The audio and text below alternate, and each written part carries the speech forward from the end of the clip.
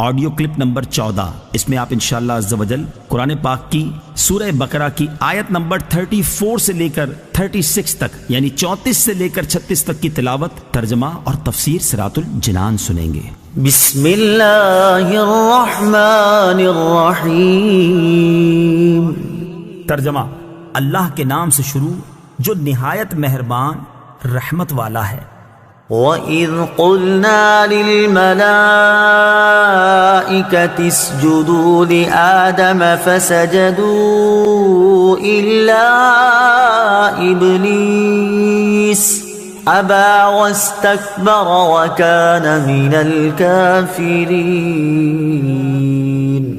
ترجمہ: اور یاد کرو جب ہم نے فرشتوں کو حکم دیا کہ آدم کو سجدہ کرو تو ابلیس کے علاوہ سب نے سجدہ کیا، اس نے انکار کیا اور تکبر کیا اور کافر ہو گیا۔ اسجدوا لآدم، آدم کو سجدہ کرو۔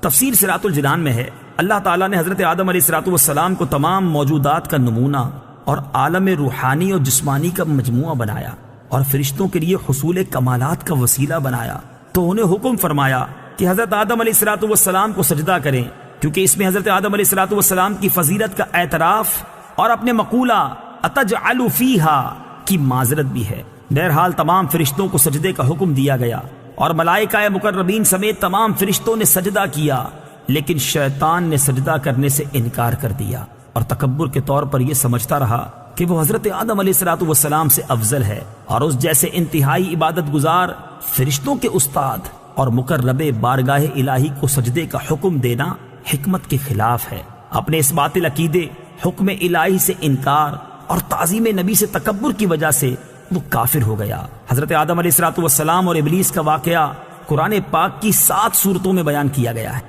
سجدہ سے متعلق چند شرعی احکام، اس آیت میں سجدے کا ذکر ہے، اس مناسبت سے یہاں سجدے سے متعلق چند احکام بیان کیے جاتے ہیں۔ سجدے کی 2 قسمیں ہیں، عبادت کا سجدہ، تعظیم کا سجدہ۔ عبادت کا سجدہ کسی کو معبود سمجھ کر کیا جاتا ہے، اور تعظیم کا سجدہ وہ ہوتا ہے جس سے مسجود یعنی جسے سجدہ کیا جائے اس کی تعظیم مقصود ہوتی ہے۔ تعظیمی سجدہ پہلی شریعتوں میں جائز تھا، ہماری شریعت میں منسوخ کر دیا گیا، اب کسی کے لیے جائز نہیں ہے، لہٰذا کسی پیر یا ولی یا مزار کو تعظیمی سجدہ کرنا حرام ہے۔ لیکن یہ یاد رہے کہ تعظیمی سجدہ کرنے والوں پر یہ بہتان باندھنا کہ یہ معبود سمجھ کر سجدہ کرتے ہیں، یہ اس تعظیمی سجدے سے بڑا جرم ہے، کیونکہ یہ مسلمانوں کو مشرک و کافر کہنا ہے۔ تکبر کی مذمت، تکبر ایسا خطرناک عمل ہے کہ یہ بعض اوقات بندے کو کفر تک پہنچا دیتا ہے، اس لیے ہر مسلمان کو چاہیے کہ وہ تکبر کرنے سے بچے۔ حضرت عبداللہ ابن مسعود رضی اللہ تعالی عنہ سے روایت ہے، نبی کریم صلی اللہ تعالی علیہ وسلم نے ارشاد فرمایا، تکبر حق کی مخالفت کرنے اور لوگوں کو حقیر جاننے کا نام ہے۔ حضرت عبداللہ ابن مسعود رضی اللہ تعالی عنہ سے روایت ہے، حضور اقدس صلی اللہ تعالی علیہ وسلم نے ارشاد فرمایا، تکبر سے بچتے رہو، کیونکہ اسی تکبر نے شیطان کو اس بات پر ابھارا تھا کہ وہ حضرت آدم علیہ السلام کو سجدہ نہ کرے۔ وَقُلْنَا يَا آدَمُ اسْكُنْ أَنْتَ وَزَوْجُكَ الْجَنَّةَ وَكُلَا مِنْهَا رَغَدًا حَيْثُ شِئْتُمَا وَلَا تَقْرَبَا هَذِهِ الشَّجَرَةَ فَتَكُونَا مِنَ الظَّالِمِينَ فَأَزَلَّهُمَا الشَّيْطَانُ عَنْهَا فَأَخْرَجَهُمَا مِمَّا كَانَا فِيهِ وَقُلْنَا اهْبِطُوا بَعْضُكُمْ لِبَعْضٍ عَدُوٌّ وَلَكُمْ فِي الْأَرْضِ مُسْتَقَرٌّ وَمَتَاعٌ إِلَى حِينٍ۔ ترجمہ: اور ہم نے فرمایا، اے آدم، تم اور تمہاری بیوی جنت میں رہو اور بغیر روک ٹوک کے جہاں تمہارا جی چاہے کھاؤ، البتہ اس درخت کے قریب نہ جانا ورنہ حد سے بڑھنے والوں میں شامل ہو جاؤ گے۔ تو شیطان نے ان دونوں کو جنت سے لغزش دی، پس انہیں وہاں سے نکلوا دیا جہاں وہ رہتے تھے، اور ہم نے فرمایا تم نیچے اتر جاؤ، تم ایک دوسرے کے دشمن بنو گے اور تمہارے لیے ایک خاص وقت تک زمین میں ٹھکانا اور زندگی گزارنے کا سامان ہے۔ یا آدم اسکن انت وزوجک الجنہ، اے آدم تم اور تمہاری بیوی جنت میں رہو۔ تفسیر صراط الجنان میں ہے، یہاں سے حضرت آدم علیہ السلام اور ابلیس کا واقعہ بیان کیا گیا ہے، اور اس کا خلاصہ کچھ یوں ہے۔ حضرت آدم علیہ السلام اور ابلیس کے واقعے کا خلاصہ: حضرت آدم علیہ السلام کو سجدہ نہ کرنے کی وجہ سے شیطان مردود ہوا تھا، لہٰذا وہ حضرت آدم علیہ السلام کو نقصان پہنچانے کی طاق میں رہا۔ اللہ تعالیٰ نے حضرت آدم علیہ السلام اور حضرت حوا رضی اللہ تعالی عنہا سے فرمایا کہ جنت میں رہو اور جہاں دل کرے بے روک ٹوک کھاؤ، البتہ اس درخت کے قریب نہ جانا۔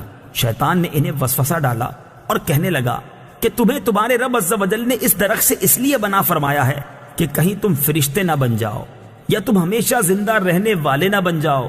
اور اس کے ساتھ شیطان نے قسم کھا کر کہا کہ میں تم دونوں کا خیر خواہ ہوں۔ اس پر انہیں خیال ہوا کہ اللہ پاک کی جھوٹی قسم کون کھا سکتا ہے۔ اس خیال سے حضرت حوا رضی اللہ تعالی عنہا نے اس میں سے کچھ کھایا، پھر حضرت آدم علیہ السلام کو دیا تو انہوں نے بھی کھا لیا، اور یہ خیال کیا کہ اللہ تعالیٰ کی ممانعت تحریمی نہ تھی بلکہ تنزیہی تھی، یعنی حرام قرار دینے کے لیے نہ تھی بلکہ ایک ناپسندیدگی کا اظہار تھا۔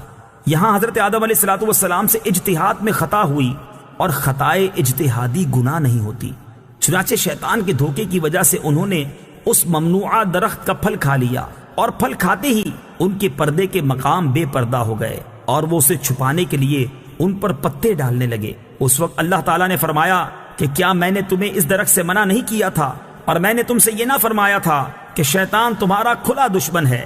اس کے بعد حکم الہی ہوا کہ تم زمین پر اتر جاؤ، اب تمہاری اولاد آپس میں ایک دوسرے کی دشمن ہوگی، اور تم ایک خاص وقت تک زمین میں رہو گے۔ زمین پر تشریف آوری کے بعد حضرت آدم علیہ السلام ایک عرصے تک اپنی لغزش کی معافی مانگتے رہے، حتیٰ کہ آپ علیہ السلام کو اللہ تعالیٰ کی طرف سے چند کلمات سکھائے گئے۔ پھر جب آپ علیہ السلام نے ان کلمات کے ساتھ توبہ و معافی کی درخواست کی تو وہ قبول ہوئی۔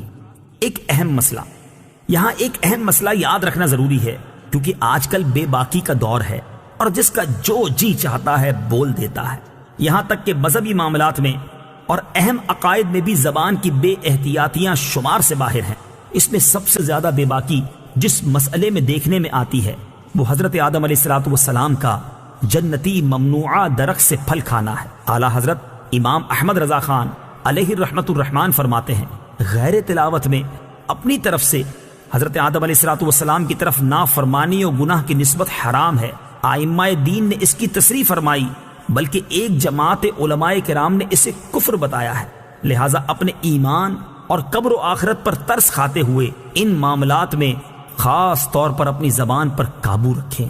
وَلَا تَقْرَبَا، اور قریب نہ جانا۔ اس آیت میں اصل ممانعت درخت کا پھل کھانے کی ہے، لیکن اس کے لیے فرمایا کہ قریب نہ جانا۔ اس طرز خطاب سے علماء نے یہ مسئلہ نکالا ہے کہ اصل فعل کے ارتکاب سے بچانے کے لیے اس کے قریب جانے سے بھی روکنا چاہیے۔ جیسے بچے کے سیڑھیوں سے گرنے کا اندیشہ ہوتا ہے تو اسے صرف سیڑھیوں پر کھڑا ہونے سے منع نہیں کرتے بلکہ سیڑھیوں کے قریب بھی نہیں جانے دیتے۔